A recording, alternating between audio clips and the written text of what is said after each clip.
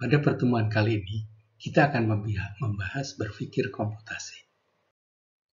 Tujuan perkuliahan ini adalah mahasiswa mengerti dan dapat menjelaskan konsep berpikir komputasi atau computational thinking berupa dekomposisi, pengenalan pola, abstraksi, dan algoritma.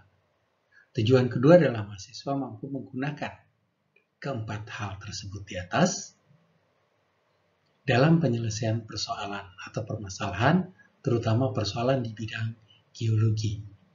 Berpikir komputasi didefinisikan menurut Carney, Snyder, dan Wing dalam Wing 2010 adalah suatu proses berpikir yang melibatkan perumusan masalah dan usaha untuk mendapatkan solusi permasalahan tersebut.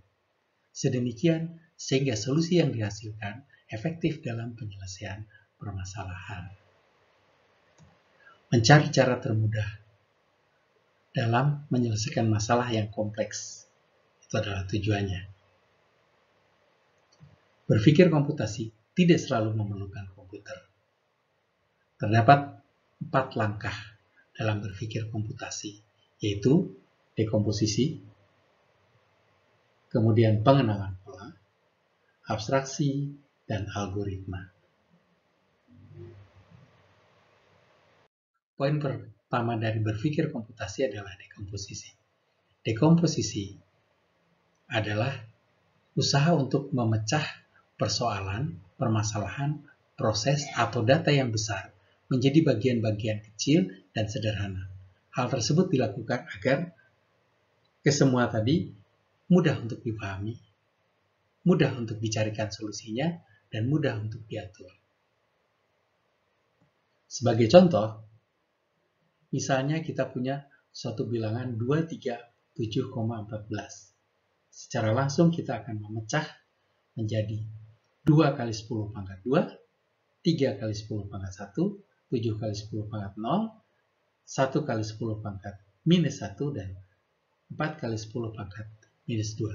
Sehingga kita akan membacanya 237,14 atau kadang-kadang disebut 14. Secara langsung kita bisa membaca demikian. Akan tetapi, coba tunjukkan 2 buah angka, jadi 2 buah urutan angka kepada anak kecil yang baru belajar membaca angka. Misalkan angka 2 dan 7, maka dia akan kebingungan mana yang akan disebut lebih dahulu, apakah 2 atau 7. Hal tersebut terjadi karena dia belum tahu urutan membaca angka tersebut, bahwa angka harus dibaca dari kiri ke kanan. Tapi pada saat mencari tahu pembacaan harus mulai dari kanan. Jadi kita akan lihat secara 3-3. Kita akan lihat pada contoh berikutnya. Jadi kita coba lihat ada suatu angka yang sangat besar. Kita coba baca bilangan tersebut. Kita punya 3, 6, 5, 8, 7, 9, 1, 0,4621. Maka secara langsung kita akan membagi bilangan ini menjadi 3-3. Kenapa 3-3? Karena ini akan memudahkan kita untuk mengerti berapa angka yang akan kita baca. Jadi kita akan bagi peribuan. Misalnya ini kita bagi 9, 1, 0. 0 adalah 10 pangkat 0 atau ini adalah satuan. Sehingga angka ketiga kita akan lihat ini adalah ratusan, puluhan, dan berikutnya satuan. Hal yang sama kita lakukan untuk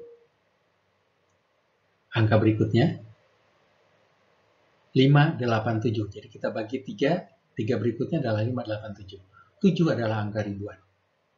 Jadi di sini kita akan mengatakan 587.000 karena satuannya adalah ribu di sini. Selanjutnya kita juga akan lakukan hal yang sama terhadap 2 angka terakhir.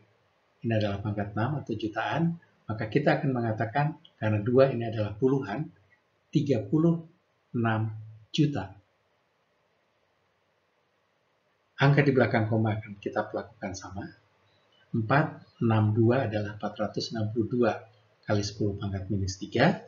Kemudian 100 kali 10 pangkat minus 6.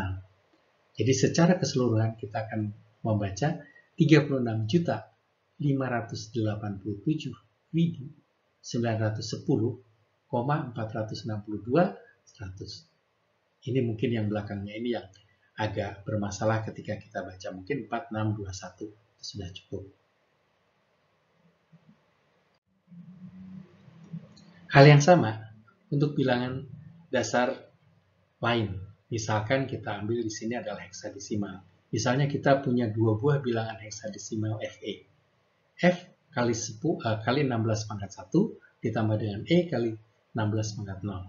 Atau dalam bilangan desimalnya F adalah 15 kali 16 pangkat 1 adalah 240.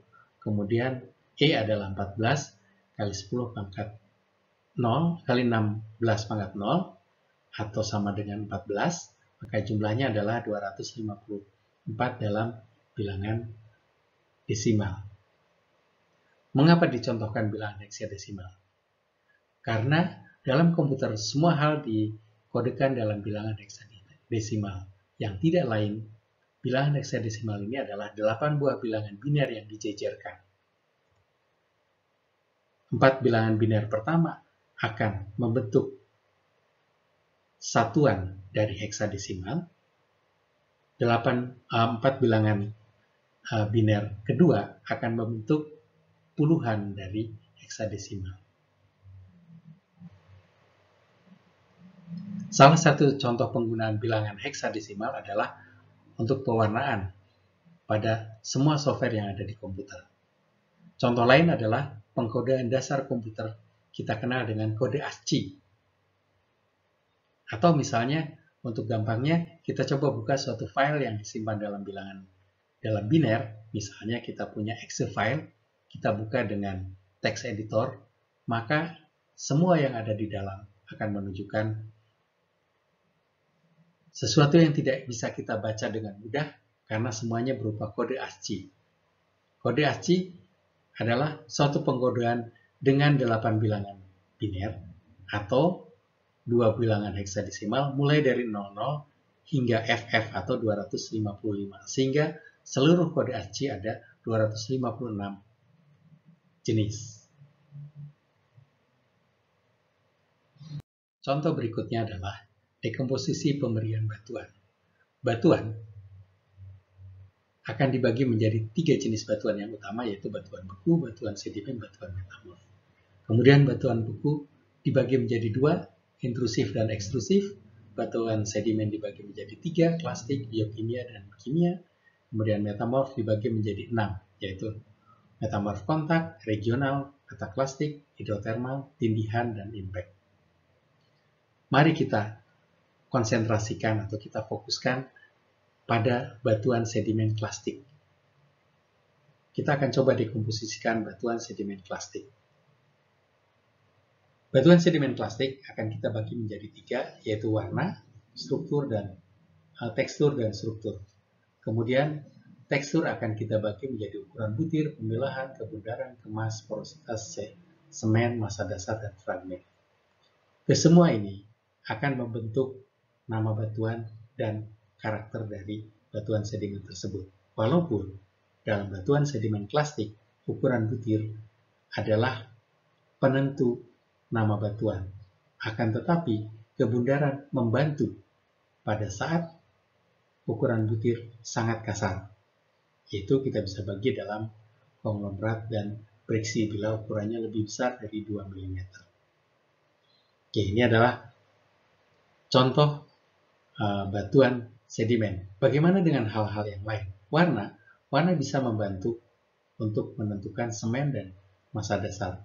Struktur sedimen akan menentukan lingkungan pengendapan. Contoh terakhir dari dekomposisi adalah pemetaan geologi suatu daerah. Di sini kita ingin mengetahui tatanan geologi suatu daerah. Kita akan bagi 2 tatanan geologi tersebut menjadi stratigrafi dan struktur. Kemudian stratigrafi kita akan bagi atau kita akan dekomposisikan menjadi 2, yaitu lingkungan pengendapan dan umur. Sedangkan struktur kita akan bagi dalam perlapisan dan sesar. Selanjutnya, Lingkungan pengendapan kita akan bagi menjadi 4 analisis. Kemudian umur kita bagi menjadi 2, urutan tua ke muda. Kemudian biostratigrafi, ini 2 analisis. Kemudian perlapisan, kita akan analisis pola perlapisan. Kemudian sesar, kita akan analisis jenis sesar dan pola sesarnya. Kita akan dekomposisikan lagi, akan tetapi untuk stratigrafi sudah cukup didekomposisi, sekarang kita akan gabungkan menjadi satuan batuan. Di sini kita sudah punya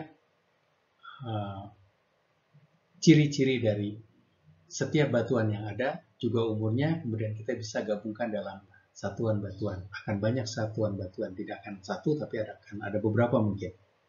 Kemudian, pola perlapisan masih kita dekomposisikan menjadi ketidakselarasan dan lipatan, sedangkan jenis sesar dan pola sesar tidak akan kita dekomposisikan. Oke, berikutnya ketidakselarasan masih akan memberikan jenis ketidakselarasan. Ini adalah deskripsi dari dari ketidakselarasan. Kemudian lipatan masih dikomposisi menjadi jenis lipatan dan pola pelipatan. Kemudian satuan batuan akan menghasilkan urutan pengendapan. Jadi dari berbagai satuan batuan kita akan urutkan pengendapannya.